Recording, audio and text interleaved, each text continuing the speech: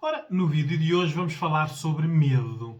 Eu já tenho um vídeo no meu canal YouTube sobre o medo, mas que foi feito em tempo de pandemia, por isso era um medo muito alocado ao contexto na altura, não é? O medo que nós tínhamos de uma pandemia, de uma doença, de uma possível até fatalidade e como é que nós reagíamos a isso. Se tiverem curiosidade para ver como é que nós reagimos ao medo em relação a doenças, vão lá ver esse vídeo. Né?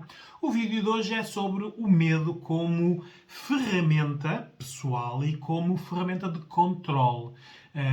Ora, o vídeo serve para desconstruirmos isto. Né? Ora, vamos analisar primeiro o que é o medo. Né? O medo é um alerta, não é? É um estado, é um instinto de proteção, não é? E para nós estarmos mais atentos à nossa volta. Não é? Por isso é algo muito instintivo. Quem não trabalha os seus medos continua durante o seu desenvolvimento na vida com os medos muito instintivos. Há pessoas que trabalham os seus medos. É sobre isso que o vídeo hoje também fala. Como é que nós trabalhamos os medos, não é? Vamos só ver aqui o grau de intensidade. Nós podemos ter medo de algo e podemos ter pavor. O pavor é um medo que está a ser alimentado, por isso é algo que se agigantou, é mais. Mas na prática acaba por ser medo. Não é? Ora, temos que distinguir aqui três tipos de medos. Os nossos, não é? Que nós vivenciamos, experienciamos na nossa vida, não é?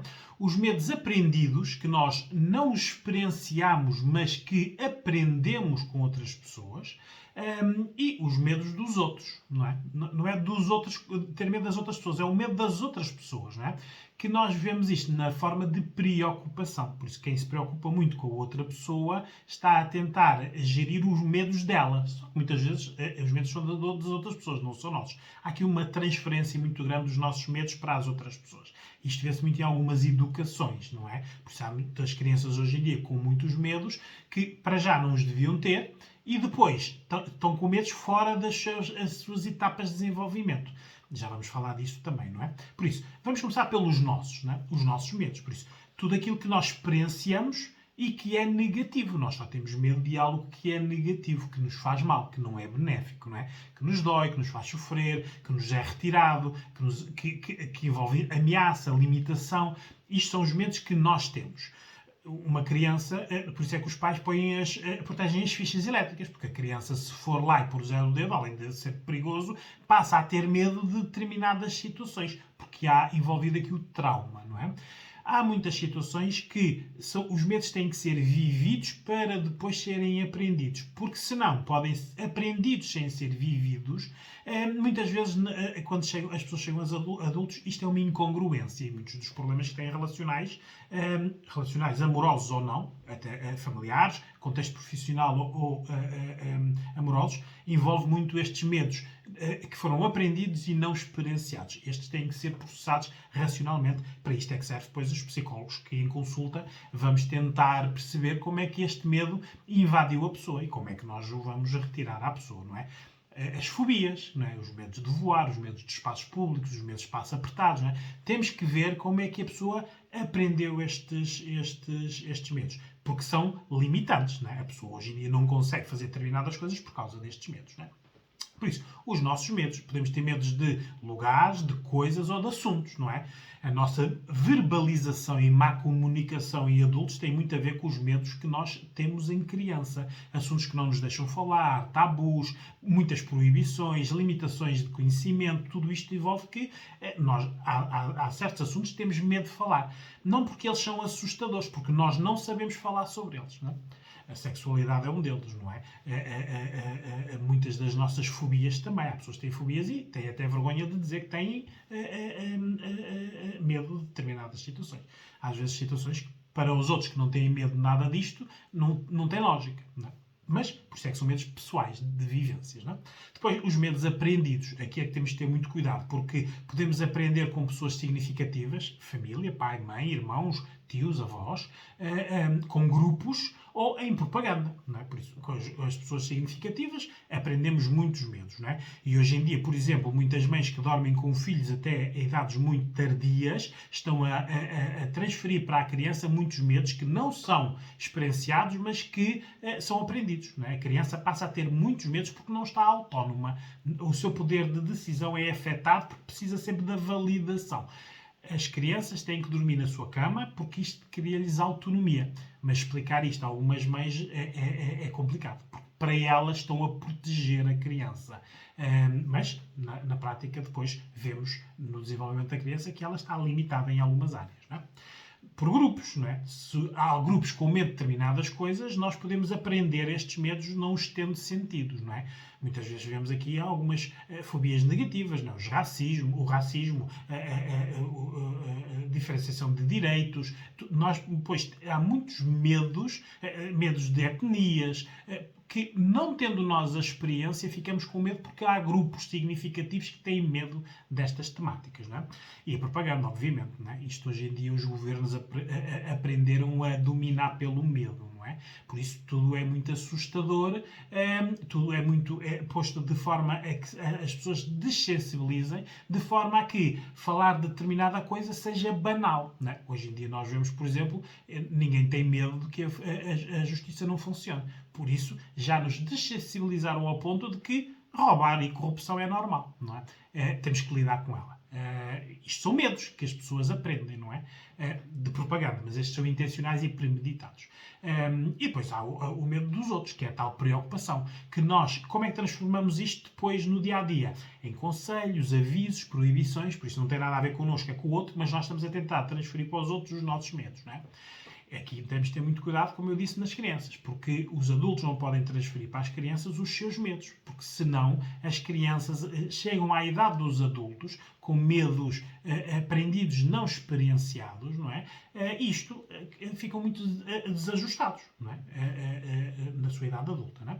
Ora, temos que ver aqui também o medo como arma, não é? Aqui é que é muito importante vocês terem atenção, porque o medo é realmente uma arma. Por isso, tenham medo de ter medo, né? Porque, como vocês vão ver agora, ela pode surgir de muitas formas. Né? Olha, pode servir como uma arma em termos educacionais, culturais. Né? Há culturas que tornam povos mais medrosos. Né? Os portugueses, por exemplo, já foram povos muito corajosos nos descobrimentos, não é? Na tentativa, na curiosidade, não é? no arriscar. Hoje em dia é um povo manso, não é? Muita literatura e nós vemos o nosso panorama, aceitamos tudo. É como se fosse o nosso fado. Não é? Por isso, na prática, nós perdemos com o tempo. Isto é cultural, porque é uma sociedade que faz o povo. Não é? É uma arma religiosa também, independentemente de qualquer religião, não é? Há muitos medos, há muitas imposições, há muitos castigos para determinadas ações. Isto envolve tudo medo, não é? Não precisamos de ir para as religiões árabes onde as pessoas fazem atentados, não é?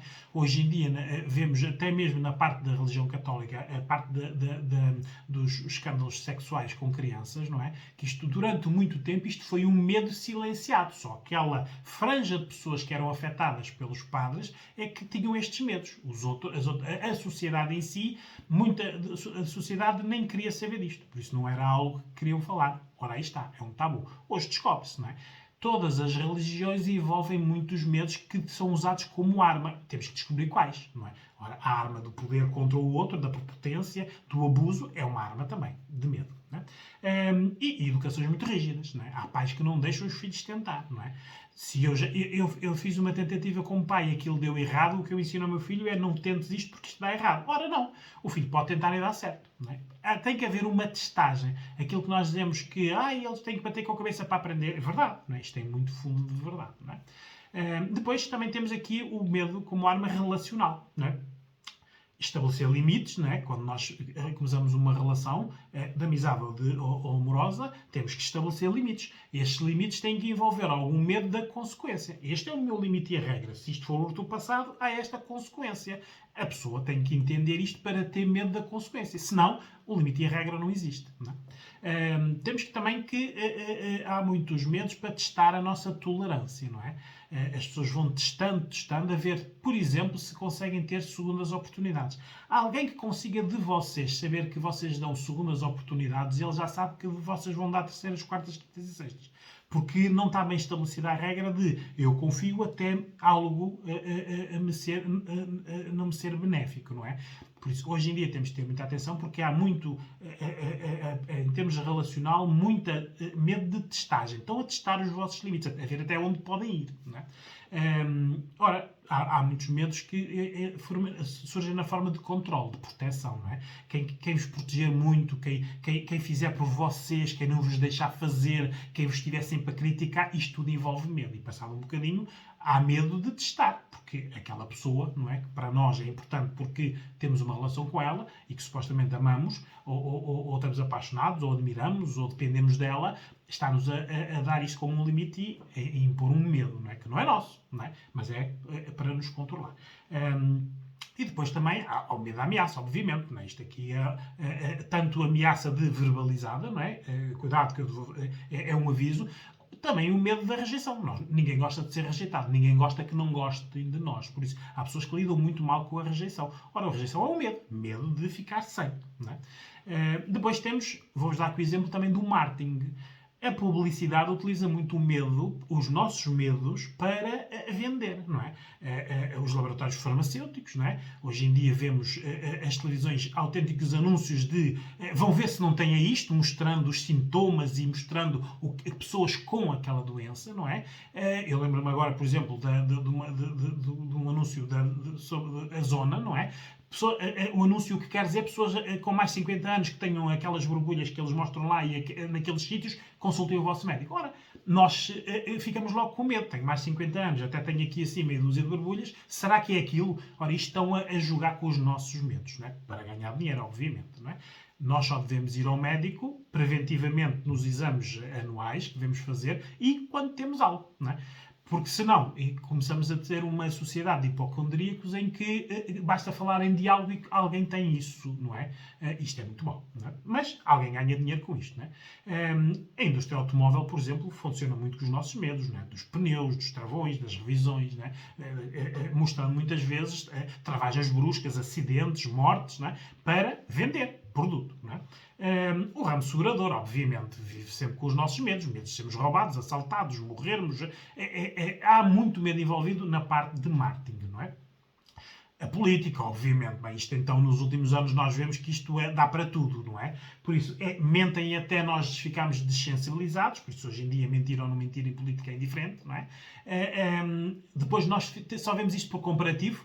Cá, a pessoa até pode quase estar presa e estar num cargo público. Em outros países, basta dizer uma mentira inconveniente em determinado momento e já dá lugar à demissão. Porque há princípios que não devem ser ultrapassados. E, quando eles são ultrapassados, ora aí está. Quando há segundas, terceiras, quartas oportunidades, faz-se de tudo, não é? Estamos num país onde, passado 10 anos, onde dois ou três grupos roubaram um país e eles estão todos à solta e todos aí a rirem-se da justiça. Por isso, perderam o medo. Não é? Por isso, quem é que tem medo? O povo. Não é? O povo é que está a pagar isto tudo. Por isso, tem medo das consequências de prender estas pessoas.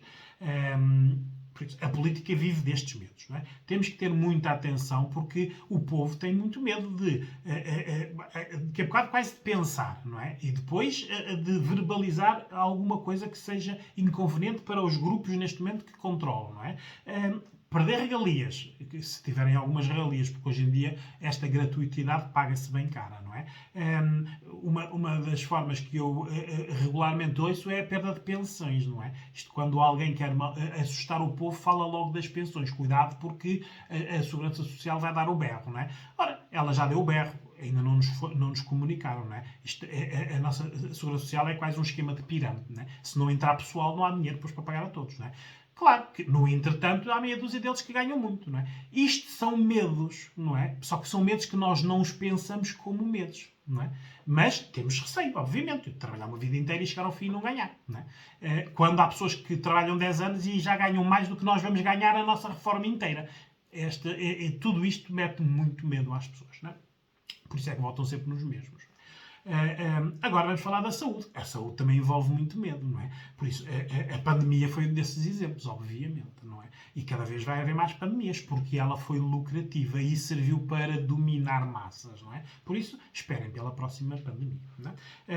Depois, na saúde há os efeitos secundários. Quando determinado laboratório quer vender determinado medicamento, diminui ou esconde os efeitos secundários. Não é? Quando aquele medicamento já não é rentável, começam a falar. Isto vê-se logo quando se lança um produto novo para a saúde, quando é novidade, as bulas, aquele papel lá dentro que descreve, é muito pequenino. Quando eles não querem vender não têm muita rentabilidade no medicamento, a bula já é maior, não é? Maior em termos de letras, não é? Por isso, há aqui o jogar com o nosso medo, não é? Vê na pandemia, não é? A pandemia era, se nós apanhamos o Covid, não há para todos nos hospitais o acompanhamento clínico, não é? Não há os ventiladores, por exemplo. Passados X tempo já não falavam dos ventiladores, já eram os efeitos secundários, não é? Efeitos secundários que na prática eram menores que muitas outras doenças que existiam já há muito tempo. Isto é tudo muito premeditado e jogam com os nossos medos, obviamente, não é? Ora, e depois na saúde também jogam muito com as taxas de mortalidade, não é? Todos nós temos medo de morrer. E a pior morte, às vezes, nem é aquela que nos pode acontecer, é que pode ser provocada.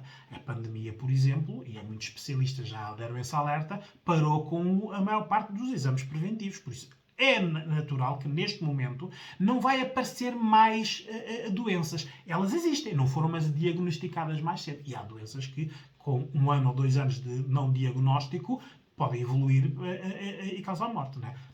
Hoje em dia, muito, por exemplo, na dimensão do cancro, existe mais significativo. Não quer dizer que tenha aparecido de repente mais cancro, pessoas que tenham cancro. Não foram mas diagnosticados mais cedo, não é? Porque na pandemia andávamos a tratar do Covid, era só isso que interessava, não é? Gastou-se mais dinheiro no Covid do que no tratamento de muitas destas doenças graves em 10 ou 20 anos, não é? Por isso vejam o absurdo que é. Não é? Temos mas é que aprender como reagir ao medo, não é? Porque tudo isto que eu acabei de falar, educacionais, relacionais, de marketing, político, de saúde, são medos que nós temos, não é? Como reagir? Por isso, eu em consulta o que digo é, quando nós sentimos esse medo, temos que trabalhar esse medo, essa emoção e a reação, não é? Há pessoas que nas fobias ultrapassam-nos por tentativa, não é? Há pessoas que têm medo de determinadas coisas que não vivenciaram e que nós, racionalizando, leva as pessoas a testar e a ver que o medo não tinha necessariamente, não era maléfico para ela, não é? O aviso, o conselho, o alerta é que era, não é? A pessoa tem que experienciar, não é? Se eu não sinto, tenho que desvalorizar. Por isso, medos dos outros, não vou reagir como se eu os sentisse. Isto é errado, não é? Se eu ouço um medo, eu tenho que analisar a fonte, porque ora está. As fake news, as propagandas têm muito a ver com o que nós ouvimos, não é? Hoje em dia, a parte dos telejornais e dos jornais é tudo muito para pôr medo na população, não é? Em determinados segmentos da população. Tudo porque nós ouvimos. Por isso, quando nós ouvimos, temos que desvalorizar. Porque há fontes que não são credíveis, não é?